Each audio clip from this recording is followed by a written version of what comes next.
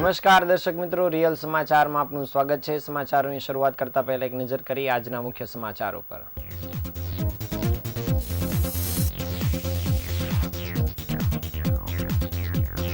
બાંગ્લાદેશમાં હિન્દુઓ પર થતા અત્યાચાર વિરુદ્ધ ભારતીય ગૌરક્ષક મંચે બેનર લગાવ્યા।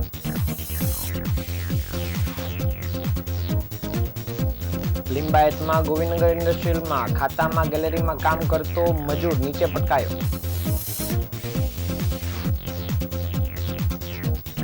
દેશના શ્રેષ્ઠ પોલીસ સ્ટેશનમાં સુરતનું ઈચ્છાપોર પોલીસ સ્ટેશન મથક પ્રથમ ક્રમે આવ્યું। રાજ્ય સરકાર અને ઇન્ડિયન રેડ ક્રોસ સોસાયટી દ્વારા મીડિયાકર્મીઓ માટે હેલ્થ ચેકઅપ કેમ્પ યોજાયો। પ્રેસિડેન્સી સ્કૂલની 4 વિદ્યાર્થીનીઓએ સમૂહ આરંગેત્રમ પ્રસ્તુત કરી ભરતનાટ્યમની દીક્ષા ગ્રહણ કરી। સુરત શહેરમાં તેજ જ્ઞાન ફાઉન્ડેશન દ્વારા સિલ્વર જુબલી મેડિટેશન ફેસ્ટિવલ યોજાયો।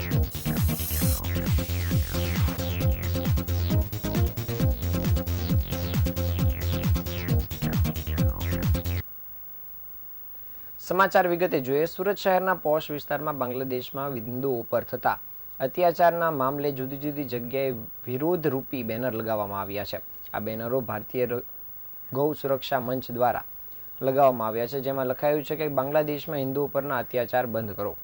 ભારતીય ગૌરક્ષા મંચના પ્રમુખ ધર્મેશ ગામીએ જણાવ્યું હતું કે બાંગ્લાદેશમાં સનાતન ધર્મ પર કટ્ટરવાદીઓ દ્વારા અત્યાચાર કરવામાં આવી રહ્યા છે, મંદિરો તોડવામાં આવી રહ્યા છે અને હિન્દુઓને નિશાન બનાવવામાં આવી રહ્યા છે, જે અત્યંત નંદનીય છે અને ભારતના મુસ્લિમ સમાજના લોકો અને સામાજિક સંગઠનોએ આવા કટ્ટરવાદી તત્વોનો વિરોધ કરવો જોઈએ। ગૌરક્ષા મંચના સૂત્રો અનુસાર આવનારા દિવસમાં સુરતના અન્ય વિસ્તારમાં પણ આવી જ રીતે બેનર લગાવવામાં આવશે અને વિરોધ નોંધાવવામાં આવશે। લોકોમાં જાગૃતિ લાવવા માટે ખાસ પ્રકારનું આંદોલન પણ ચાલુ કરાશે। આ ઘટનાને પગલે મંચ દ્વારા સામાજિક સંસ્થાઓ અને સમાજના લોકોને સાંપ્રદાયિક શાંતિ જાળવવા અને સર્વધર્મ સંભાવના પ્રચાર કરવા માટે અપીલ કરવામાં આવી છે। સુરત શહેરમાં આ બેનર લગાવવાની ઘટના સામે લોકોમાં વિવિધ પ્રતિક્રિયાઓ પણ આવી રહી છે અને આ મુદ્દે ચર્ચા પણ જાગૃત થઈ છે।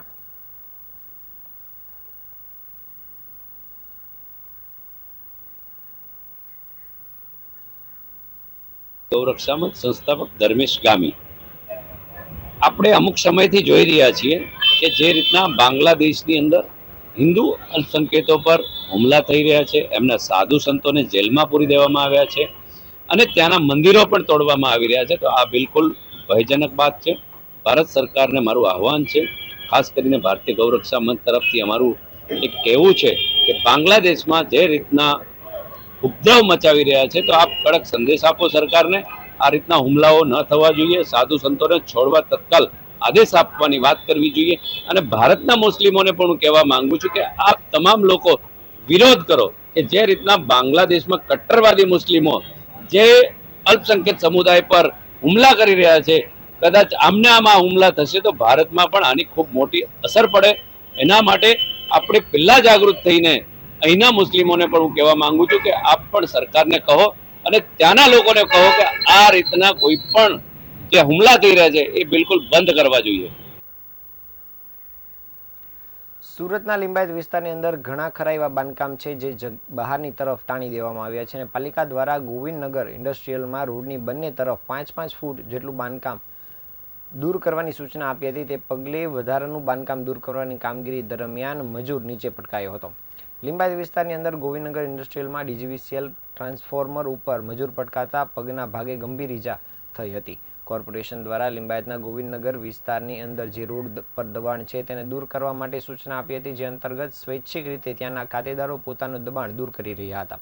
ખાતાના ગેલેરીનો ભાગ દૂર કરવાની કામગીરી દરમિયાન પહેલા માળેથી કામદાર નીચે ડીજીવીસીએલના ટ્રાન્સફોર્મર ઉપર ધડાકાભેર પટકાયો હતો, જેને કારણે તેના પગના ભાગે ગંભીર ઈજા થઈ હતી। ટ્રાન્સફોર્મર પર પડવાને કારણે મજૂરને કરંટ પણ લાગ્યો હતો, જેનાથી તેને વધુ ઈજા થઈ હતી અને મજૂર ટ્રાન્સફોર્મર ઉપર પડતાની સાથે જ ઇન્ડસ્ટ્રીયલના આસપાસના લોકો દોડી આવ્યા હતા। ખૂબ મોટી સંખ્યાની અંદર લોકોનું ટોળું એકત્રિત થઈ ગયા બાદ 108ની જાણ કરવામાં આવી હતી અને મજૂરને કરંટ લાગવાને કારણે પગના ભાગે ગંભીર ઈજા થઈ હતી। પહેલા માળથી સીધું નીચે પટકાતા કામદારની સેફટી માટેની કોઈ વ્યવસ્થા રાખવામાં આવી ન હોવાની વાત સ્પષ્ટ જણાઈ આવી હતી। 108ની મદદથી કામદારને હાલ સિવિલ હોસ્પિટલમાં ખસેડવામાં આવ્યો છે, જ્યાં તેની સારવાર ચાલી રહી છે.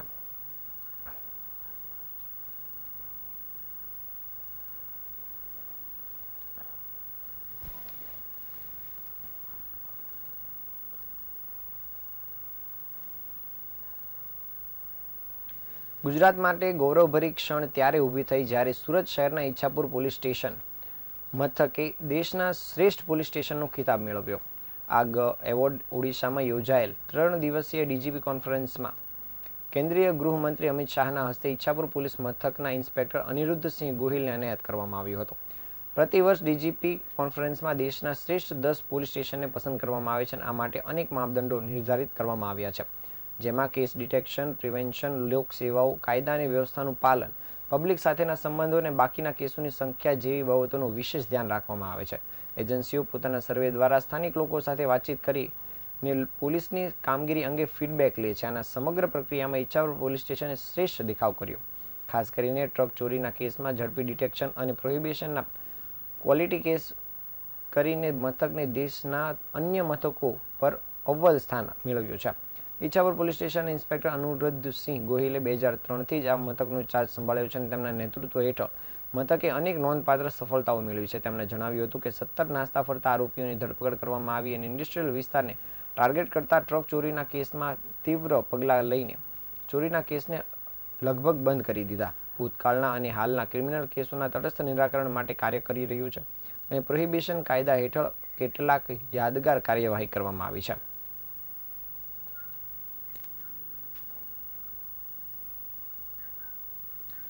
રાજ્ય સરકાર અને Indian red cross society Gujarat અને માહિતી વિભાગના સંયુક્ત ઉપક્રમે સુરતમાં 2 દિવસીય ફિટ ઇન્ડિયા ફિટ મીડિયા નિઃશુલ્ક હેલ્થ ચેકઅપ કેમ્પનું આજરોજ આયોજન કરવામાં આવ્યું હતું.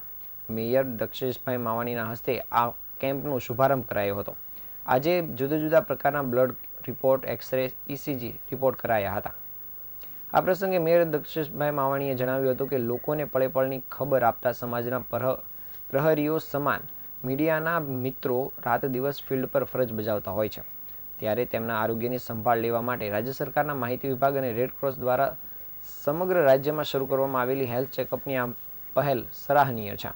આ ઉપક્રમમાં પ્રેરણા લઈ સુરત મહાનગરપાલિકા પણ આવનાર દિવસોમાં હેલ્થ ચેકઅપ કેમ્પનું આયોજન થાય તે દિશામાં પ્રયાસ કરશે, તેમ મેયરે જણાવ્યું હતું. રાજ્ય સરકારના સુશાસનના 23 વર્ષને પૂર્ણતાના અનુસંધાને ઇન્ડિયન રેડ ક્રોસ સોસાયટી અને માહિતી ખાતા દ્વારા ગત ઓક્ટોબર માસમાં મુખ્યમંત્રી ભૂપેન્દ્રભાઈ પટેલના હસ્તે ફિટ ઇન્ડિયા ફિટ મીડિયા કેમ્પેનનો રાજ્યવ્યાપી પ્રારંભ થયો હતો. ચેલેન્જિંગ જોબ કરતા મધ્યમ કર્મીઓ જનતાનો અવાજ છે અને તેમની સ્વાસ્થ્ય સુરક્ષા પણ અગત્યની છે, તેમ જણાવી તેમણે માહિતી ખાતા અને રેડ ક્રોસ સોસાયટી દ્વારા મીડિયા કર્મીઓ માટે હેલ્થ સ્ક્રીનિંગ કાર્યક્રમમાં મહત્વપૂર્ણ પત્રકારો અને મીડિયા કર્મીઓનો લાભ મળશે તેવી આશા પણ વ્યક્ત કરી હતી. આ પ્રસંગે રેડ ક્રોસના 84 તાલુકા શાખાના ચેરમેન પ્રફુલભાઈ શિરોયા, કામરેજ બ્રાન્ચ અને ચેરમેન હિતેશગીરી ગોસ્વામી, હોમગાર્ડના second commandant doctor Pravin Thakar, medical officer doctor Jignesh Patel, training officer Mehul Modi, નાયબ માહિતી નિયામક યુબી બવિસા, સહાયક માહિતી નિયામક MM વેકરિયા, માહિતી વિભાગ અને રેડ ક્રોસના અધિકારીઓ તેમજ મીડિયા પ્રતિનિધિઓ ઉપસ્થિત રહ્યા હતા.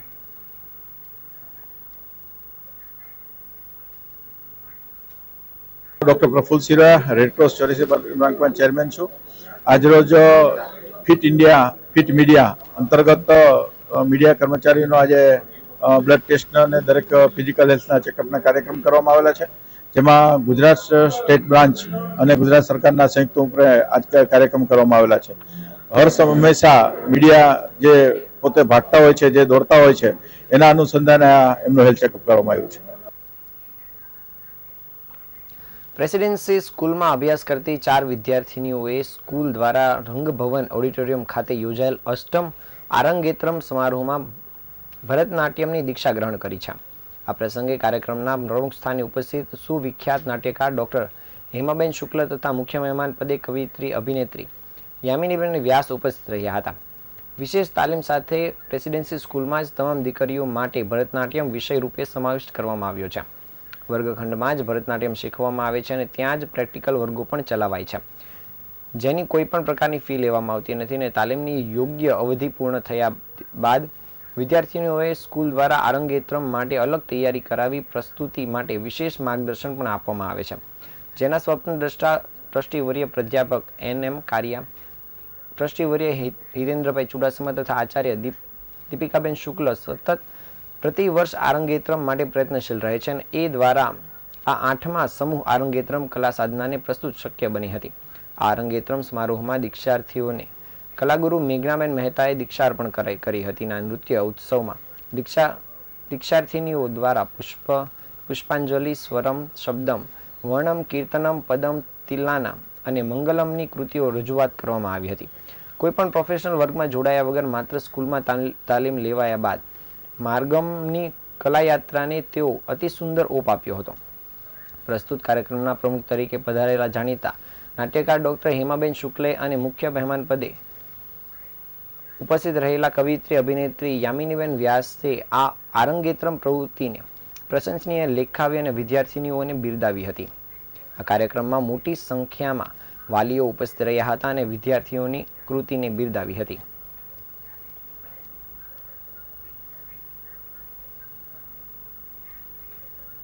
રેસિડેન્સી સ્કૂલનું આજરોજ અમારું 8મું સમૂહ આરંગેત્રમ પ્રસ્તુત થયું, જેમાં શાળાની 4 દીકરીઓ નવ્યા, આરાધ્યા, હીર અને પલકે આરંગેત્રમ પ્રસ્તુત કર્યું. આરંગેત્રમ એ એવી કળા છે કે જેને માટે સખત પરિશ્રમ અને દીક્ષા સમારોહ સુધી પહોંચવાની એક અત્યંત મહત્વની કડી જે પુરવાર કરે છે. આ ભારતની વિદેશ વિખ્યાત અને દુનિયાની સર્વોત્તમ શાસ્ત્રીય કલા છે. શાળાએ 12 વર્ષ પહેલાં વર્ગો શરૂ કર્યા હતા અને આજે 8મું આરંગેત્રમ આ 4 દીકરીઓએ પ્રસ્તુત કર્યું અને કલાગુરુ મેઘનાબેન મહેતા જ પ્રથમથી આ દીક્ષા આપી રહ્યા છે. સુરત શહેરમાં તેજ જ્ઞાન ફાઉન્ડેશન દ્વારા સિલ્વર જુબલી મેડિટેશન ફેસ્ટિવલનું આયોજન કરવામાં આવ્યું હતું, જેમાં વિદ્યાર્થીઓ સહિત ઘણા મહાનુભાવો પણ ઉપસ્થિત રહ્યા હતા. સુરત શહેરમાં તેમજ અન્ય ઘણી જગ્યા ઉપર કાર્યરત એવી હેપી થોટ્સના નામે ઓળખાતી સંસ્થા તેજ જ્ઞાન ફાઉન્ડેશન કે જે આધ્યાત્મિક દ્રષ્ટિએ લોકોને એક નવા વિચારો આપી રહી છે, ત્યારે 1 ડિસેમ્બરે 25 વર્ષ પૂર્ણ કરી સિલ્વર જુબલી સેલિબ્રેશન કરવામાં આવ્યું હતું, જેમાં મુખ્ય અતિથિ તરીકે શિક્ષણ મંત્રી પ્રફુલભાઈ પાનસુરિયા, સામાજિક કાર્યકર એવા કાનજીભાઈ ભલાળા અને પૂજ્ય સંત શ્રી ગુરુભૂષણ સાહેબજીના હસ્તે આ મહોત્સવનો પ્રારંભ કરાયો હતો અને લોકોને ધ્યાન વિશે માહિતગાર કરવામાં આવ્યા હતા. આ કાર્યક્રમમાં આધ્યાત્મિક વિચારો તેમજ બહારની દુનિયામાં શાંતિ સ્થાપિત કરવા માટે આપણે સૌ પ્રથમ પોતાની અંદરની સ્થાનથી સ્થાપિત કરવી પડે તે માટે પણ ઘણા વિચારો વ્યક્ત કર્યા હતા, જેમાં મોબાઈલને થોડા સમય માટે દૂર રાખીને ધ્યાન કરવાથી આપણને જીવનમાં વિરામ મળશે અને આપણે વાસ્તવિક ખુશીનો પણ અનુભવ કરી શકીશું તેવા વિચારો પણ વ્યક્ત કર્યા હતા. જ્યારે તેજ ગુરુ સરશ્રીનું ધ્યાન વિશે માર્ગદર્શન આપતો વિડીયો બતાવી લોકોમાં એક નવી ઉર્જા ઊભી કરવામાં આવી હતી, જેમાં તેઓએ ધ્યાન શા માટે અને કઈ રીતે કરવું જોઈએ તેના ફાયદા ઉપર વિસ્તૃત માહિતી આપી હતી અને હું કોણ છું તેવા સવાલો ઉપર વિચારો પણ મૂકવામાં આવ્યા હતા. ત્યારે તમામ ઉપસ્થિત મહાનુભાવો અને વિદ્યાર્થીઓ દ્વારા 21 મિનિટનું ધ્યાન આપી આત્માનો અનુભવ કર્યો હતો. તેમજ આ પ્રસંગે સ્વાસ્થ્ય માટે વિચાર નિયમ નામના પુસ્તકનું પણ વિમોચન કરવામાં આવ્યું હતું.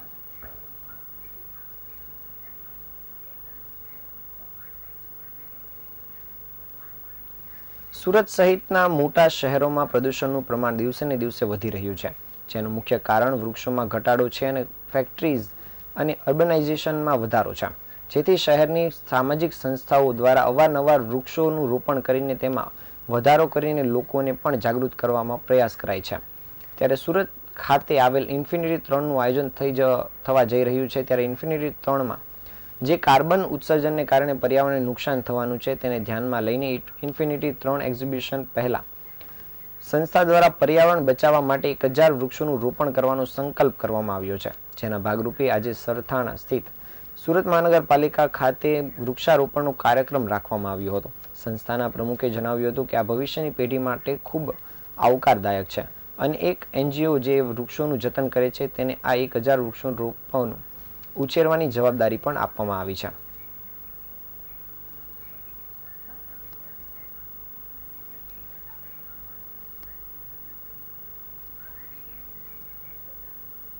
આર્કિટેક્ટ વિજય ચૌહાણ છું અને IIA સુરત સેન્ટરનો અત્યારનો ચેરમેન છું.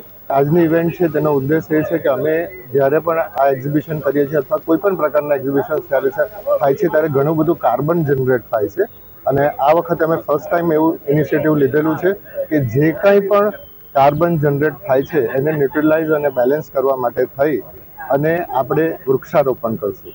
એટલે અમે કાર્બન પછી જનરેટ કરવાના છે, પરંતુ એને બેલેન્સ કરવા માટેની તૈયારી પહેલા કરી દીધેલી છે.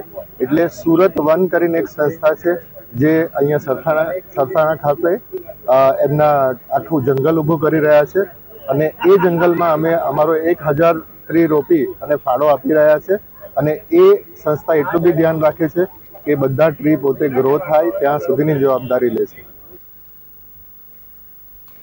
સુરતના સેન્ટ્રલ ઝોન વિસ્તારમાં આવેલ રામપુરા ખાતે આજરોજ વિનામૂલ્યે મેગા કેમ્પનું આયોજન કરવામાં આવ્યું હતું, જેમાં મોટી સંખ્યામાં લોકોએ હાજર રહ્યા હતા અને લોકોએ આ કેમ્પની વિશિષ્ટ સુવિધા અને યોજનાઓનો લાભ લીધો હતો.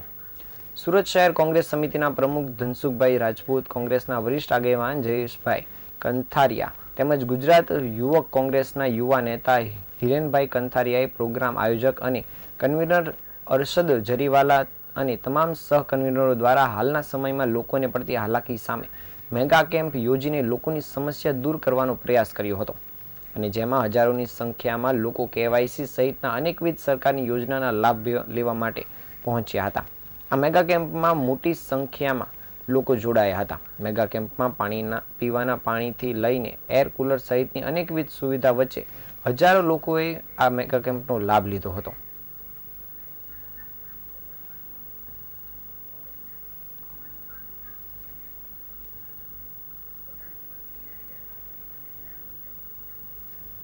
સમાચારના અંતે ફરી એકવાર નજર કરી આજના મુખ્ય સમાચારો પર.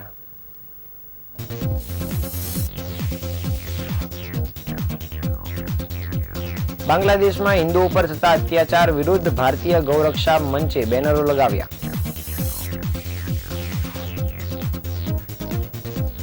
લિંબાયત ગોવિંદનગર ઇન્ડસ્ટ્રીયલમાં પહેલા માળે ખાતાના ગેલેરીમાં કામ કરતો મજૂર નીચે પટકાયો.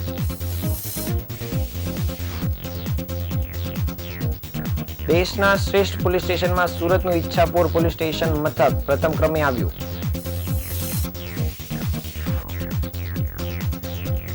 રાજ્ય સરકાર અને ઇન્ડિયન રેડક્રોસ સોસાયટી દ્વારા મીડિયા કર્મીઓ માટે હેલ્થ ચેકઅપ કેમ્પ યોજાયો. રેસિડેન્સી સ્કૂલની 4 વિદ્યાર્થીનીઓએ સમૂહ આરંગેત્રમ પ્રસ્તુત કરી ભરતનાટ્યમની દીક્ષા ગ્રહણ કરી. સુરત શહેરમાં તેજ જ્ઞાન ફાઉન્ડેશન દ્વારા સિલ્વર જુબલી મેડિટેશન ફેસ્ટિવલ યોજાયો.